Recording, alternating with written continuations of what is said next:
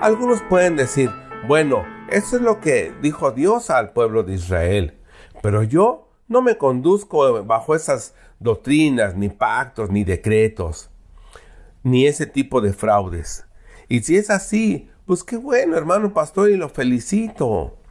Pero entonces pasemos a ver algunos versículos del Nuevo Testamento, y en cada versículo iré dando una pequeña explicación. Dice el Señor en su palabra, lobos disfrazados con piel de oveja.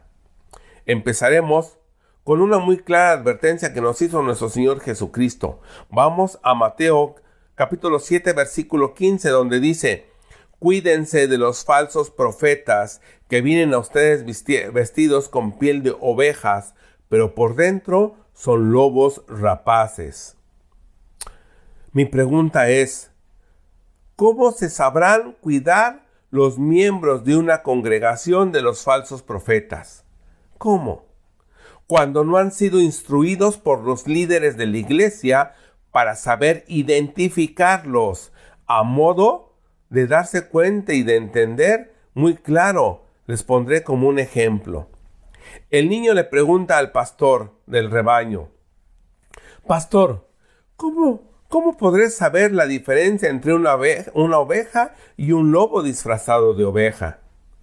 El pastor le da las características del lobo disfrazado de oveja y lo pone en alerta acerca de lo que tiene que hacer, y también les enseña a las ovejas las características de la verdadera oveja y lo que tienen que hacer para cuidarlas. Un día, por la tarde, el niño va caminando alrededor de la casa y observa a un lobo que trata de mezclarse entre las ovejas, y corre con el pastor a decirle que acaba de identificar a un lobo. Por ende, el pastor de las ovejas va y espanta al lobo, y así es como la salva. La reflexión es, si el pastor no le hubiera enseñado al niño a diferenciar entre el lobo y la oveja, ¿qué hubiera pasado con las ovejas? Pero desafortunadamente hay lobos rapaces como pastores, y por eso no enseñan a su congregación a diferenciar entre un lobo y una oveja, porque si lo hacen, ellos mismos se delatarán y prefieren tener mejor en la ignorancia y en la oscuridad espiritual a las ovejas. Pero veamos, ¿qué dice Hechos capítulo 13 versículo 6? Dice, y habiendo atravesado toda la isla de Pafos, hallaron a cierto mago, falso profeta judío llamado Bar Jesús, que estaba con el procónsul Sergio, varón prudente. Llamando a Bernabé y a Saulo, deseaba oír la palabra de Dios. Elimas le resistía, y el mago, procurando apartar de la fe al procónsul. Entonces Saulo, que también es Pablo, lleno del Espíritu Santo y fijando los ojos en él, le dijo, oh lleno de todo engaño y de toda maldad, hijo del diablo, enemigo de toda justicia, ¿no cesarás de trastornar los caminos rectos del Señor? Se les hace este pasaje conocido cuando un siervo de Dios en la escuela dominical, o en la mesa familiar durante la comida o en reuniones sociales, trata de abordar el tema del paganismo dentro de la iglesia y con un mensaje limpio, sencillo y claro acerca de la palabra de Dios.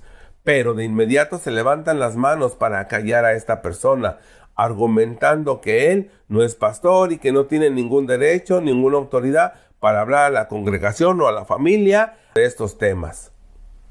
Mi pregunta es, ¿desde cuándo alguien quien trata de hacer despertar a sus hermanos en la iglesia o familiares o amigos o hablarles de las cosas como están escritas y lo que está sucediendo en la sociedad, desde cuándo tienen que tener el derecho de piso para hablar de la palabra de Dios? Y más cuando aún esta está clara y sin haberse sacado de su contexto. Y esto lo habla una persona para alertar a la gente que lo rodea, que no caigan en la falsa doctrina de los pactos y de las declaraciones y todo ese tipo de argucias, mentiras fraudulentas, que lo único que pretenden es sacar el dinero. Pero veamos, ¿qué dice 2 de Corintios 11? Dice del 3, pero temo que como la serpiente con su astucia engañó a Eva, sus sentidos sean de alguna manera extraviados en la sincera fidelidad a Cristo, porque estos son falsos apóstoles, obreros fraudulentos que se disfrazan como apóstoles de Cristo. Y no es maravilla, porque el mismo Satanás se disfraza como ángel de luz. Así que no es extraño que también sus ministros se disfracen como ministros de justicia, cuyo fin será conforme a sus obras. Y lo corrobora el mismo Señor con Gálatas 1:8, cuando dice, mas si a uno de ustedes o un ángel del cielo les anuncia otro evangelio diferente del que les hemos anunciado, sea anatema. Y recordamos qué quiere decir anatema. Para su uso principal o equivalente a la maldición en el sentido de condenar a ser apartado o separado. Digamos que como se amputa un miembro del cuerpo o se expulsa a una persona de la comunidad de creyentes. De esa manera es en griego que quiere decir maldito o apartado. Alguien más puede decir, yo no les miento con esos falsos pactos. Otro puede decir, yo no los estafo con esa falsa doctrina de decretos. Pero ¿qué tal esos falsos evangelistas han recurrido a tal argucia cuando dicen, hermanos, venga aquí y aquí se predicará el evangelio de la prosperidad? Sacando de contexto la 3 de Juan, cuando dice, amado, yo deseo que tú seas prosperado en todas las cosas y que tengas salud, así como prospera tu alma.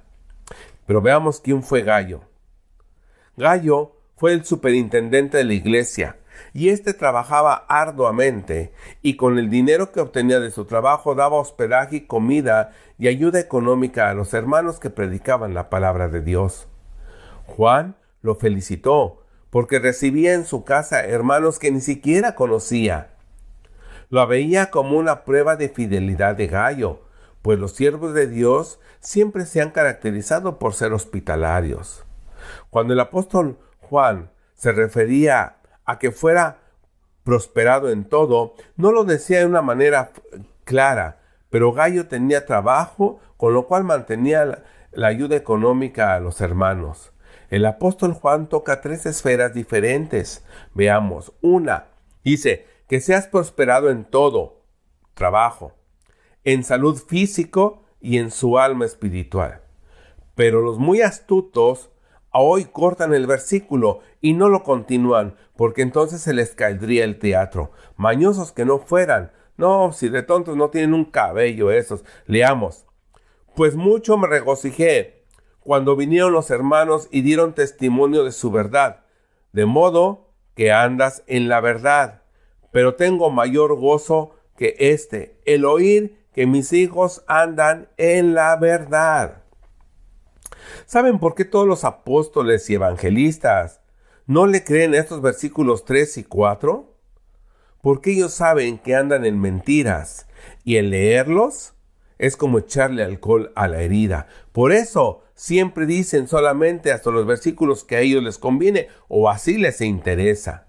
Queridos hermanos, despertemos. La iglesia de Cristo se está contaminando con estrategias de Satanás. Veamos lo que el apóstol Pablo le dice al joven Timoteo. 1 Timoteo 3:6. Dice, si alguno enseña otra cosa que no sea conforme a las sanas doctrinas de nuestro Señor Jesucristo y a la doctrina que está conforme a la piedad. Falsa doctrina de la prosperidad. Siembra 1 y Dios te da 10. Siembra 10 y Dios te dará 100. Siembra 100 y Dios te dará 1000. Siembra 1000 y Dios te dará lo que pidas. Versículo 4. Están envanecidos, nada saben y deliran acerca de cuestiones y contiendas de palabras de las cuales nacen envidias, pleitos, blasfemias y malas sospechas. Tristemente he sido testigo de cómo estos envanecimientos de pastores y evangelistas, motivados por pseudoapóstoles, los han llevado a envanecerse al grado de no aceptar ni opinión, ni consejo, y mucho menos exhortación de un consiervo. ¿Pero saben por qué? Porque el pastor es el único que tiene la verdad, y los demás no. De ahí nacen las divisiones entre iglesias y controversias. Que si aquella iglesia hace lo que no es bíblico, que si esta otra iglesia es muy liberal, que si la otra es muy legalista, etc. Veamos que sigue versículo 5. Disputas necias de hombres corruptos de entendimiento y privados de la verdad, que toman la piedad como fuente de ganancia. Dice el Señor, le dice a joven Timoteo, apártate de los tales. Veamos qué significa piedad, que es donde los mercenarios de Dios se toman para obtener sus ganancias deshonestas. La palabra piedad viene del latín pietas. La piedad es un sentimiento de compasión, amor o algo sagrado o superior, por ejemplo, a los padres o a Dios. Ahora entendemos por qué estos ladrones toman ese sentimiento limpio de la congregación para pedir ofrendas. Con un sentimiento claro y con un corazón limpio lo hacen así. Pero ellos lo hacen pensando que es para la obra de Dios. Pero estos perros lo ensucian con un evangelio torcido. Y no se espanten de que les diga perros. Yo al principio fui muy claro de que lo que yo dije en estos temas sería única y exclusivamente en base a la Biblia. Veamos, ¿qué dice Filipenses 3? Versículo 12 del 17 al 20 dice Filipenses 3. Guárdense de los perros. Guárdense de los malos obreros. Guárdense de los mutiladores del cuerpo. Hermanos, sean imitadores de mí y miren a los que así se conducen según el ejemplo que tienen en nosotros. Repito, versículo 17. Hermanos, sean imitadores de mí y miren a los que así se conducen según el ejemplo que tienen en nosotros. 18. Dice, porque ahí andan muchos de los cuales les dije muchas veces, y ahora lo digo llorando, que son enemigos de la cruz de Cristo. Ahora, regresamos a 1 de Timoteo y continuemos con el desglose. Pero gran ganancia es la piedad acompañada de contentamiento. Pero para entender esto, nunca oiremos al momento que están trasquilando a las ovejas. Hermanos que me escuchan, ¿quién dijo que la felicidad está en la opulencia de las cosas materiales o del dinero? Yo he tenido la oportunidad de estar en las comunidades que viven en las selvas. Ellos no saben de internet, de iPods, tabletas, laptops, celulares, tarjetas de crédito, etc. Pero si pudieran ver lo felices que son, nos daríamos cuenta de que la vida que llevamos en el mundo está llena de tecnología, vanidad, frivolidad, pero gran vacío en la ausencia del convivio del hogar. Aunque esté llena de todos los lujos que usted se imagine, la diferencia con esas familias humildes es que ellos aman a Dios y le temen con temor reverente y se contentan con lo que tienen.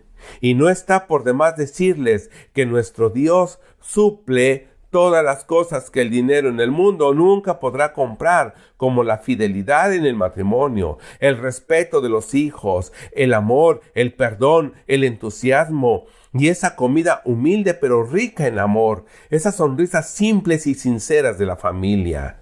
Esos juegos entre familia, esas pláticas edificantes y amables entre vecinos que son felices con la humildad, con el convivio de sus hijos, jugando en la calle de una manera totalmente sana. Ahora, continuemos. Veamos el versículo 7. Porque nada he traído a este mundo y sin nada podremos sacar. En cierta ocasión, un anciano millonario pidió algo muy raro antes de morir. Y así fue cuando él murió. A la hora de cargar el féretro en la carroza a la fosa, salía del féretro su mano izquierda con un martillo, y en la mano derecha también salía, pero esta salía vacía. Del féretro también salían los pies con un unicel, que era simbólico, o ponían el ejemplo como ser un pedazo de losa que habían simulado con bloques de unicel. Y toda la gente que lo veía se preguntaba el significado de eso. Sorprendidos, los familiares le preguntaban al que preparó la funeraria: ¿qué significa esto? El dueño de la funeraria, antes de sepultarlo, leyó lo que el anciano quería que dijera su epitafio. Que dijera: con mi mano izquierda siempre trabajé, nunca tuve tiempo para disfrutar a mi familia, y con mi mano derecha, vean, no llevo nada, está vacía. En los pies tuve un gran peso de concreto que no me dejaba salir de mi trabajo, y así me tuvo esclavizado hasta el final de mi vida. Trabajé duro y construí una empresa, mas nunca construí una familia. Fui esclavo del trabajo. Y ahora que me llevan a mi última morada, mis manos van vacías como cuando nací. No me llevo nada. Veamos ahora qué dice el versículo 8 a este respecto. Así que teniendo sustento y abrigo, estemos contentos con esto, porque los que quieren enriquecerse caerán en tentación y lazo y en muchas codicias necias y dañinas que hunden a los hombres en destrucción y perdición. Porque la raíz de todos los males es el amor al dinero, el cual codiciando algunos se extraviaron de la fe y fueron traspasados de muchos dolores, a fin de los cuales será la perdición, cuyo Dios es el vientre y cuya gloria es su vergüenza, porque solo piensan en lo terrenal. Y así es, mis queridos hermanos, el amor y el dinero es una gran telaraña que se va tejiendo alrededor de los que tenemos uso de razón. Pues algunos desde niños, entre los 10 y 12 años, ya comenzaron a saber lo que es el amor al dinero, pues ellos saben que con el dinero pueden comprar lo que ellos quieran. Y esa telaraña se va terminando de construir cuando terminan una profesión, pues en una de esas verdades de instituciones que dicen que es el dinero, que es lo bueno, que es la prosperidad, y obtienen una posición, y después obtienen una posición económica elevada y estable, pero para obtenerla no les importa torcer el camino honesto que marca su carrera, por humilde que ésta sea. Pues yo he visto que por amor al dinero, al amor a la prosperidad entre comillas, a la opulencia, he visto el abogado que usa sus conocimientos para librar al ladrón de la cárcel, el médico que se corrompe usando drogas indebidamente en otras personas que están sanas. El juez se corrompe por dinero para dejar libre al asesino.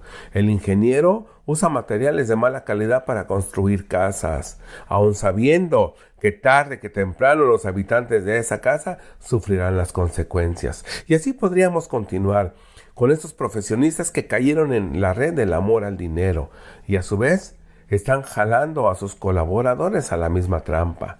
Pero el apóstol Pablo nos dice lo que viene. Segunda de Timoteo 4 dice 1.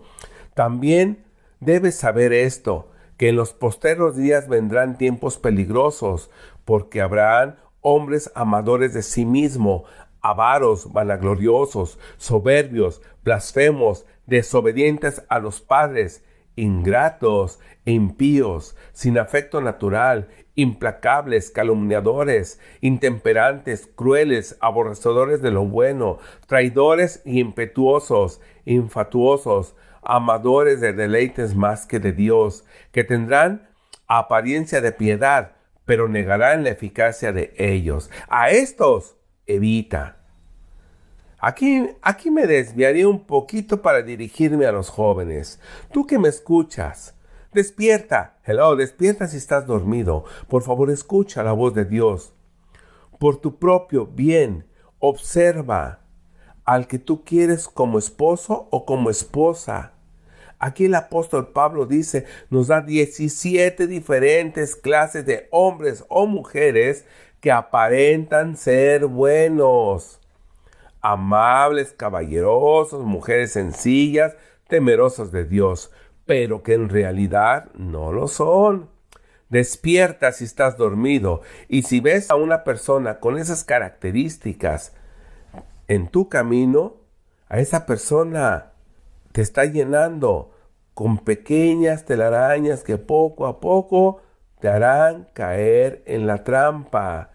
Y es una trampa mortal, tanto física como espiritual. En Colosenses, Dios nos vuelve a prevenir. Cuidado, escapemos de ese tipo de personas. Ahora, retomando el tema de Dios, veamos, Colosenses 2:8 dice, mira que nadie los engañe por medio de filosofías y huecas sutilezas, según las tradiciones de los hombres, conforme al rudimento del mundo y no según de Cristo. Así es, estos falsos apóstoles y pseudo pastores van engañando a la gente con una labia que envuelven al más estudiado.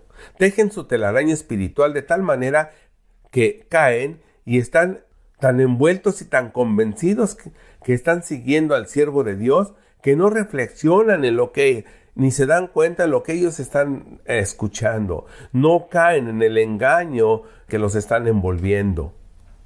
Pero estos se niegan a sí mismos la verdad. Y al día siguiente, al domingo, van y escuchan esas filosofías de hombre, y no obstante que vayan ellos solos, ahora llevan a la familia, arrastrándolos a la telaraña.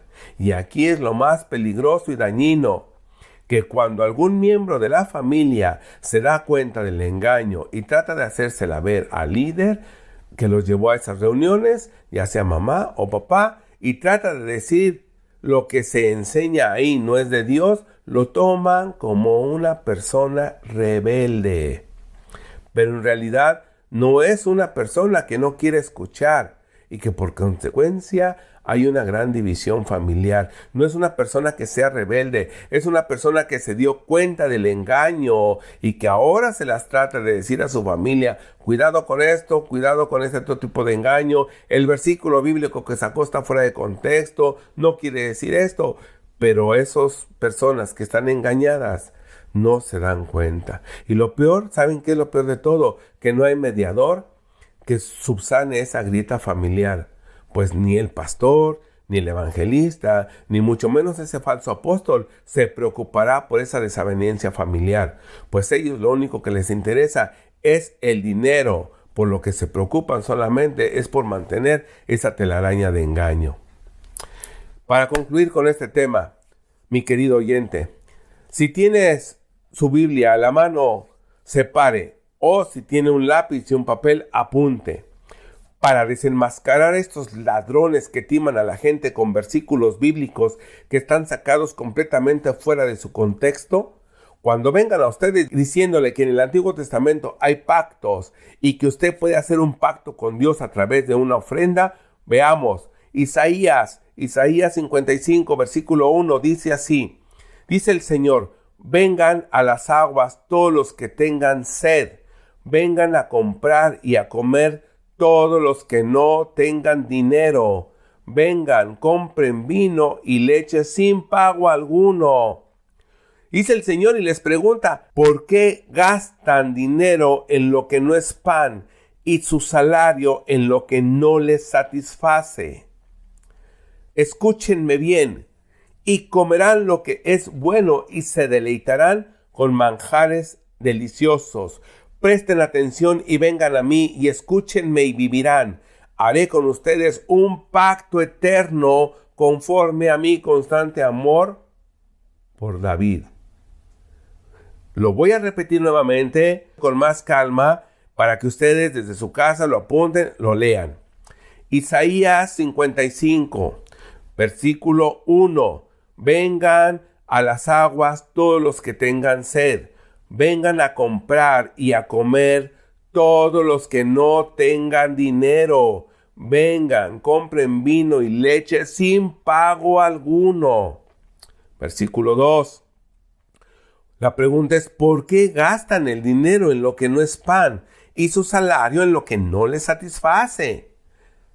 Dice el Señor, escúchenme, y comerán lo que es bueno, y se deleitarán con manjares deliciosos. Nuevamente dice el Señor, presten atención y vengan a mí, y escúchenme, y vivirán. Escucha, aquí es muy importante lo que aquí dice el Señor. Haré, está hablando Dios en primera persona. Haré con ustedes un pacto eterno. Nunca dice, y ustedes harán conmigo, o el pastor, o el evangelista, o el apóstol me dirá que yo haga un pacto. Él no me va a dar instrucciones de qué es lo que yo tenga que hacer. Dice el Señor haciendo palabras así, haré con ustedes un pacto eterno conforme a mi constante amor por David. Para los que se basan en el nuevo pacto, para sacar a otro texto fuera de contexto, en el que dice el apóstol Juan, yo deseo que tú seas prosperado, ahí le agregan estos estafadores, ven y da una ofrenda generosa para que seas prosperado generosamente. Mentiras. Dios no necesita de su dinero, ni Él pide nada de cheques ni joyas para escuchar las necesidades de sus hijos y darles lo que necesitan. Quiero ser muy enfático y muy claro. No se malentienda. El diezmo y la ofrenda que usted da a su iglesia es agradable a Dios, pero por su obediencia, mas no por su necesidad. Cuando usted va al supermercado, compra lo que necesita. Y los favores de Dios, usted, querido que me escucha, no puedes comprarlos con ningún dinero, sino solo con obediencia y andar en su camino. Veamos qué dice Juan 15, versículo 7. Si permaneces en mí y mis palabras permanecen en ustedes, pidan todo lo que quieran y yo se los daré. Recuerden, siempre, cuando ustedes den una ofrenda de amor o un diezmo, debe de ser sin interés alguno, sino solamente por la obediencia, y eso es lo que le agrada a Dios. No lo den porque ustedes tengan una necesidad económica, o no lo den por algún interés, por ejemplo, la salud, o la prosperidad en su negocio, o si tiene problemas con su esposa, con sus hijos. No la den por eso, porque mejor ahórrense ese dinero. Denos solamente por la obediencia a Dios, punto. Y eso es lo que le agrada a Dios. Y lo más importante para Dios es que usted ande en su palabra. Primera de Pedro 3:12 dice, porque los ojos del Señor están sobre los justos y sus oídos atentos a sus oraciones, mas el rostro del Señor está en contra de aquellos que hacen mal. Si usted, que me escucha, anda en justicia con su esposa, con sus hijos y con su familia, compañeros de trabajo, etc., los oídos de Dios están atentos a sus oraciones y no necesita dar ninguna ofrenda, no necesita dar ninguna dádiva de dinero a nadie. Si piensa o le hacen creer que si usted da dinero para que los oídos de Dios escuchen su oración, le están mintiendo, pues Dios nadie puede comprarlo con ningún dinero. Si por algún motivo usted está en alguna de estas congregaciones donde se promueve la falsa doctrina, el evangelio de la prosperidad, los pactos con Dios, las siembras para tener una cosecha de prosperidad, sálgase de ahí. Y se lo digo con la autoridad de Dios, con la autoridad que da su palabra, que es simple, clara, llana y sencilla. Sálgase de ahí por su bien. Está siendo engañado y usado para enriquecer a estos estafadores de la palabra de Dios. Busquen una iglesia donde se predique la sana doctrina, donde usted pueda ser nutrido con la palabra de Dios. Y por este espacio les hago llegar el mensaje. Por cuestión de tiempo, me faltó desenmascarar a esos oportunistas que predican el vómito santo, la risa santa, el pisotón santo, la rosa de los milagros, el agua bendita traída del Jordán, el pañuelo santo, la astilla de la cruz donde fue crucificado nuestro Señor Jesucristo. Bueno, y tantas otras machincuempadas y algunos que no sé cómo llamarlo. Me imagino que cuando se imaginaron ese tipo de doctrinas, no sé, y de cómo estafar a la gente, yo creo que se fumaron un cigarro de marihuana o una pastilla psicotrópica, olieron pintando su casa, olieron el tiner, no lo sé. Pero lo que sí les digo, que esas ideas, lo único que son inspiración son de Satanás y no de Dios. Si tiene alguna duda, abajo está mi correo electrónico. Si usted me manda sus preguntas o tiene alguna duda, yo le responderé personalmente. Espero que este tema haya sido para su edificación, pues lo único que busco con esto es edificar al pueblo de Dios y que esté preparado para recibir a nuestro Salvador en las nubes y que nadie se quede. Hasta la próxima. Que Dios les dé sabiduría de lo alto para conducirse por el camino que lleva a disfrutar de la presencia de nuestro Salvador. Si tiene alguna duda, repito, abajo está mi correo electrónico. Hasta la siguiente y Dios les bendiga.